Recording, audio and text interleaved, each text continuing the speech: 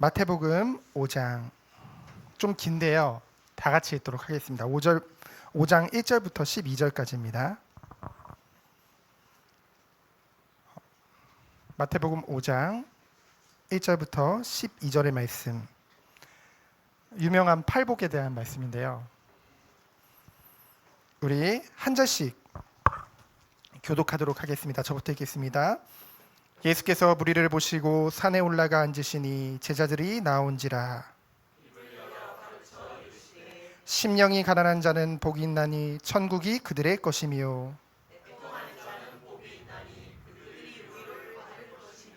온유한 자는 복이 있나니 그들이 땅을 기업으로 받을 것이며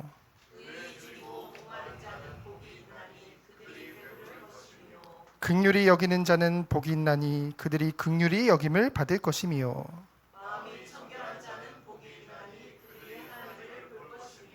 화평하게 하는 자는 복이 있나니 그들이 하나님의 아들이라 일컬음을 받을 것이며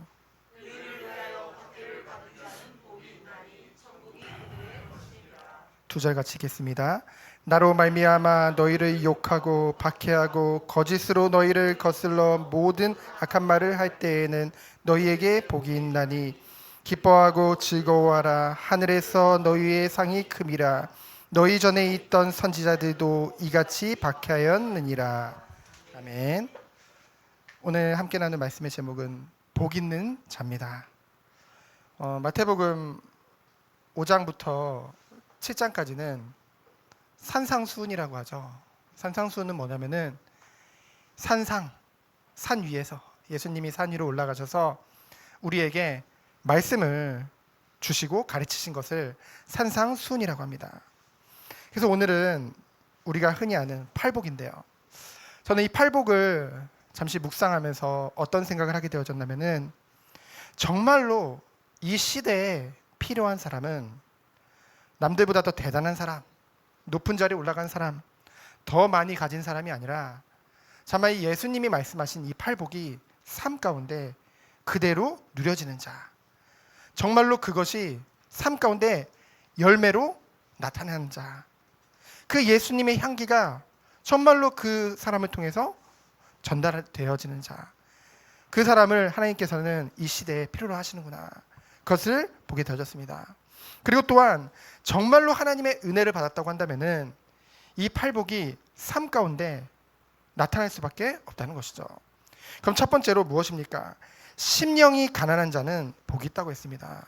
여러분, 가난하면 어떻게 되는지 아십니까? 누군가를 의지할 수밖에 없어요.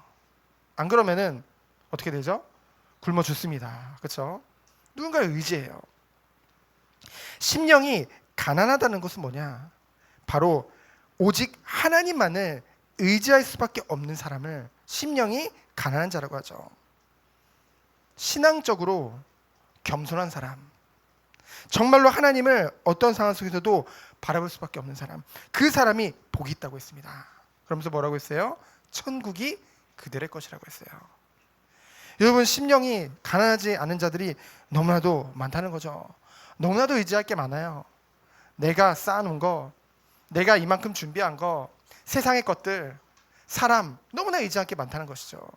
하나님은 심령이 가난한 자, 오직 하나님만을 의지할 수밖에 없는 자들을 하나님이 사랑하시고 복 주시고 천국의 축복을 주시는 줄 믿습니다. 그럼 두 번째로 누굽니까?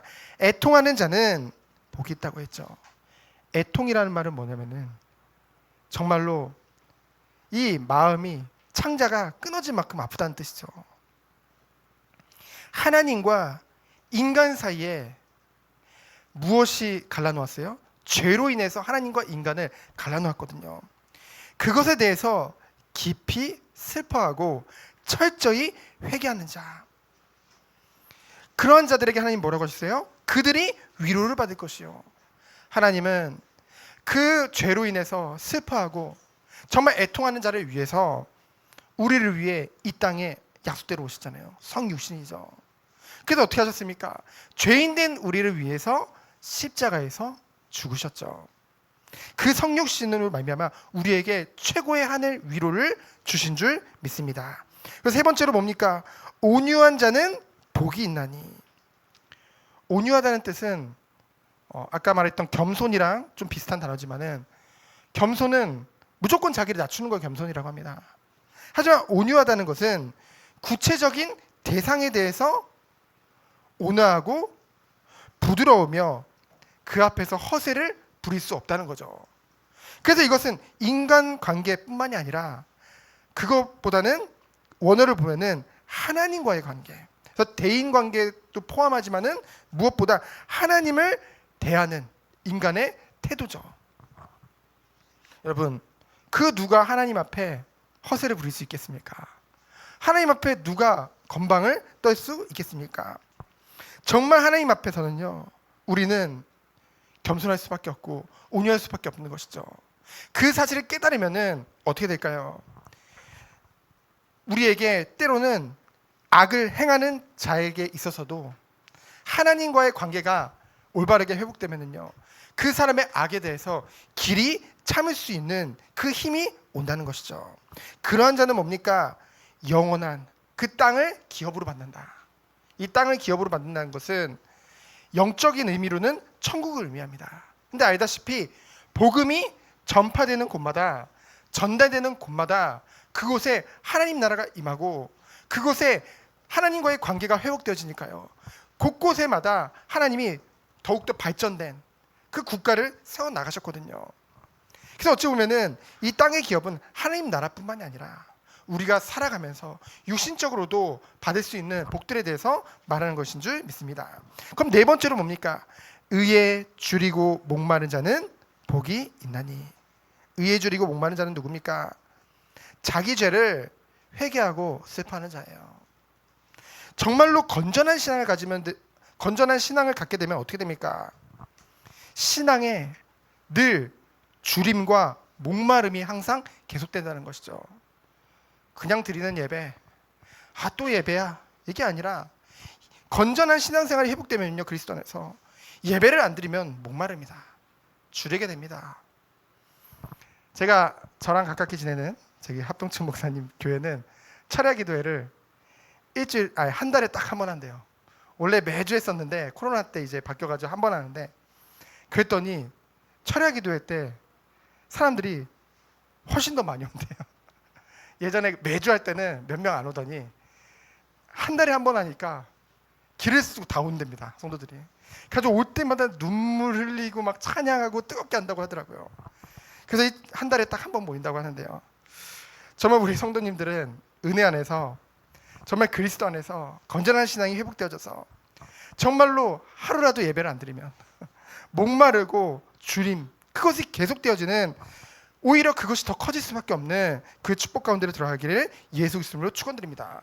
그러한 자가 복 있는 자라고 했어요. 왜요? 맛을 봤기 때문에, 주님으로만, 그 은혜로만 만족하다는 것을 맛봤기 때문에. 그런 자들에게 뭐라고 했어요? 배부름을 배부르길 것이다. 그 말은 뭐예요? 하나님이 최고의 은혜와 축복으로 채워주신다는 것이죠. 그것을 말씀하고 있는 것입니다. 그래서요, 정말로 그리스도 안에서 건전한 신앙을 가지면은 교만할 수가 없다는 것이죠. 그렇죠? 난 다 돼. 난 기도 안 해도 돼. 예배 안 해도 돼. 나는 상관없어. 그럴 수 없다는 것이죠. 그래서 다섯 번째 복은 무엇입니까? 긍휼히 여기는 자는 긍휼히 여김을 받을 것이요. 제가 요즘 좀 회개한 부분이 있습니다. 철저하게 회개한 부분이 뭐냐면은, 제가 이렇게 앞에 나서는 것을 생각보다 안 좋아해요. 별로 별로 안 좋아하는데, 이제 무슨 이렇게 이단 관련된 카페 그 운영자가 저보고 이제 같이 운영을 맡아달라는 거예요. 근데 그 아이디어를 낸 게 저거든요. 왜냐면 혼자 너무 바빠 보여가지고 그 목사님이. 그래가지고 이게 거절을 할 수 없는 거예요. 근데 이제 하고 나서 이제 그 운영자들만 있는 그런 방에서 여러 가지 말들이 막 나눠지면서, 그런 대화들을 나누는 가운데 저에게 생긴 것이 무엇이었냐면, 그 전부터 조금씩 느끼고 있었는데, 왜 내가 이단, 특히나 그 지도자들, 영적 지도자들, 목회자들, 이단의 목회자들에 대한 약간의 분노가 있었거든요. 왜 알면서 저러냐라는 것에 대해서. 근데 어느 순간 딱 깨달아지는 거예요. 하나님이 그들을 불쌍히 여기는 긍휼히 여기는 마음을 계속 주시는 거예요. 하나님이 몰라서 그렇다. 그래서 긍휼이라는 뜻이 뭐냐면요, 상대방이 죄인임에도 동정하는 마음이 바로 긍휼이거든요. 그렇잖아요. 우리가 아직 죄인 되었을 때 우리를 사랑하신 그 큰 사랑으로 인해서 예수님이 우리를 위해 십자가에서 죽으심으로 자기의 사랑을 확증하셨잖아요. 그 큰 사랑을 받고도 저에게 그 동정하는 마음보다는 정죄하는 마음이 더 커지고 있는 것을 보면서 하나님 앞에 첫째 회개하게 되어졌습니다. 그래서 정말로 기도하면서 한 사람 한 사람을 도와줘야겠다, 그런 생각을 하게 되어졌습니다. 그러면서 뭡니까? 마음이 청결한 자는 복이 있나니. 청결하다는 말은 뭐예요? 깨끗하고 순수하다는 거죠. 깨끗하고 순수하다는 것은 무엇입니까? 다른 것이 들어가지 않는다는 거예요. 두 마음을 품을 수 없다는 것입니다. 마음이 청결한 자는 오직 하나님만을 바라볼 수밖에 없다는 거예요. 그러니 뭐예요? 당연히 하나님을 볼 수밖에 없다는 것이죠. 그래서 요한복음 1장 18절에 보면은 예수님이 뭐라고 말씀하셨습니까? 아무도 하나님을 볼 수 없지만은 누구든지 나를 통하여 하나님을 볼 수 있다고 말씀하셨죠. 우리는 예수 그리스도를 통해서 날마다 오직 하나님만 바라보는 줄 믿습니다. 그러면 7번째는 무엇입니까? 화평케 하는 자는 복이 있나니 하나님의 아들이라 일컬음을 받을 것이요. 화평케 하는 자, 하나님이 주신 복을 가진 자는 가는 곳마다 화평케 하는 축복을 누리게 되어집니다. 가는 곳마다 분리해놓고 우리만 옳고 상대방은 잘못됐다, 그러면 어떻게 합니까? 도와줘야 되는 마음이 있어야 되는데 오히려 우리만 옳고 저들은 틀렸다, 그럴 수 없다는 것이죠. 뭡니까? 하나님과의 정말로 화평을 누리는 자, 어떻게 화평을 누리게 됐나요? 에베소 2장 8절을 보니까 우리에게 믿음을 선물로 주셔서, 어떤 믿음이요? 주 예수 그리스도를 믿는 믿음을 선물로 주셔서 우리가 은혜로 구원을 받게 되었잖아요.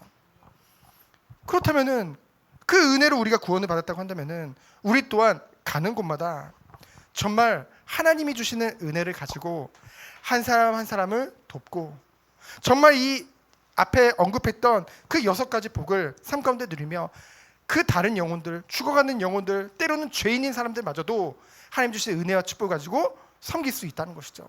그 은혜와 사랑 가운데 우리가 있는 줄 믿습니다. 그러면서 뭐라고 했습니까?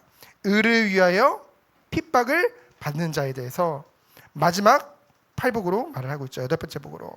그래서 마태복음 10장 39절에 보면은 자기 목숨을 얻는 자는 잃을 것이요 나를 위하여 자기 목숨을 잃는 자는 얻으리로다 라고 말씀하셨습니다. 그러면서 뭐라고 말씀하셨습니까? 정말로 그 축복을 받는 사람이 복이 있다, 그리고 천국이 그들의 것임을 말씀하고 있는 것이죠. 여러분, 우리가 때로는 살다 보면은 핍박을 받을 수 있습니다. 그리고 착각하면 안 돼요. 제가 그런 사람들 많이 봤거든요. 자기가 잘못해놓고 세상적으로 봤을 때도 너무나도 무능하고 게으르고 너무나도 자기를 위해서만 너무나 이기적으로 행동을 하면서 뭔가 그것에 대해서 지적하고 그것에 대해서 그거에 대해서 뭔가 잘못된 것이 자기에게 오면은 그 결과에 대해서 자꾸 뭐라고 생각하냐? 남들이 나를 핍박하는구나라고 생각을 하는 거예요. 그렇죠? 아닙니다. 우리는 뭐예요? 의를 위하여 핍박을 받는 자는 복이 있다고 한 거예요. 그것을 깨달아야 됩니다. 정말로 우리가 하나님의 은혜를 누리고 있으면은 하나님의 축복을 누리고 있는데요, 그로 인해서 예수님이 말씀하신 것 같이 미움을 받아요. 그래서 우리가 핍박을 받을 때는 먼저 봐야 됩니다. 누구를 봐야 되냐? 말씀을 통해서 나를 점검해 봐야 돼요.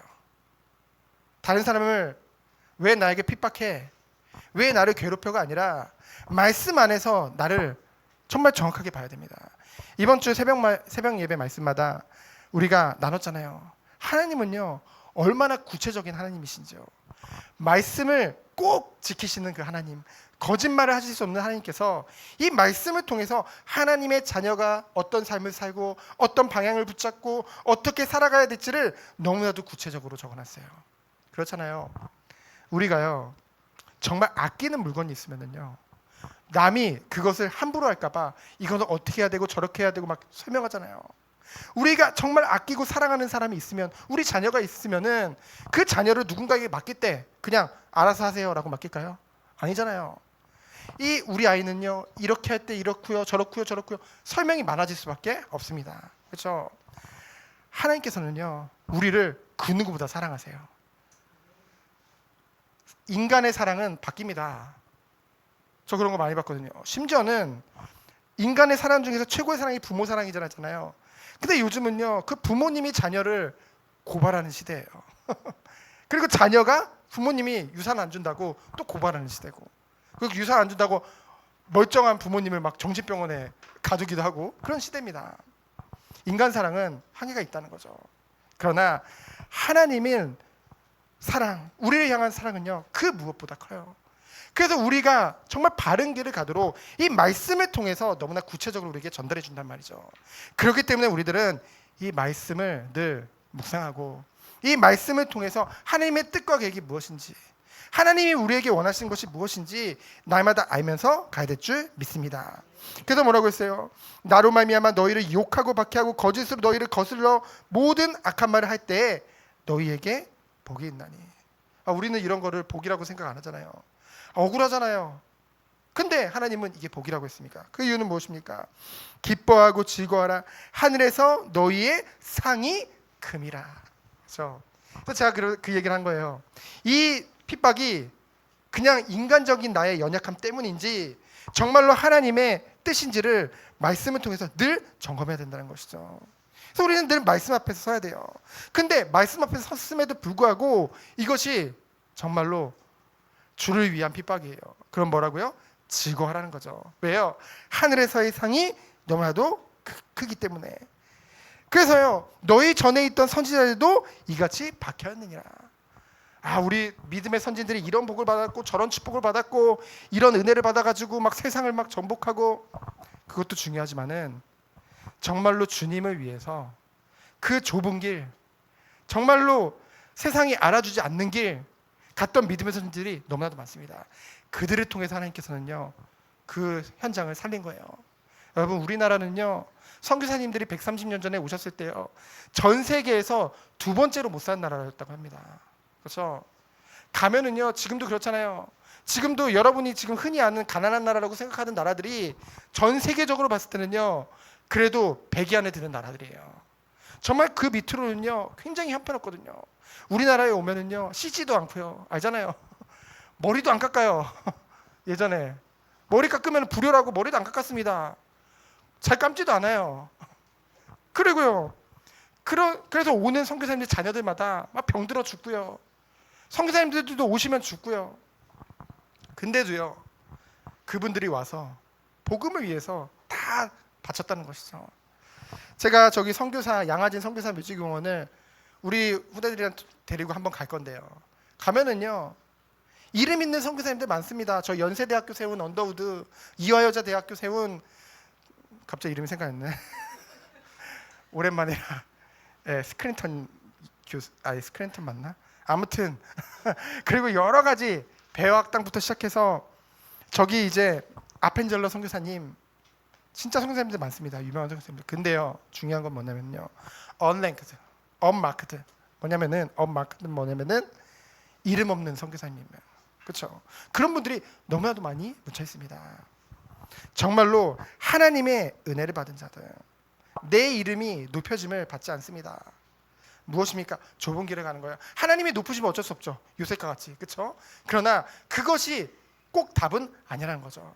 우리는 하나님이 원하시는 길을 가야 될 줄 믿습니다. 그래서 우리 성도님들, 그리고 특별히 여기 앉아 있는 우리 모든 다음 세대, 우리 귀한 후대들, 하나님의 말씀을 정말로 귀 기울여 들으면서 이 말씀 안에서 주님이 원하시는 그 길을 걷는 우리 귀한 성도님들, 우리 후대들 되어지기를 예수 그리스도 이름으로 축원드립니다. 시간 기도합니다.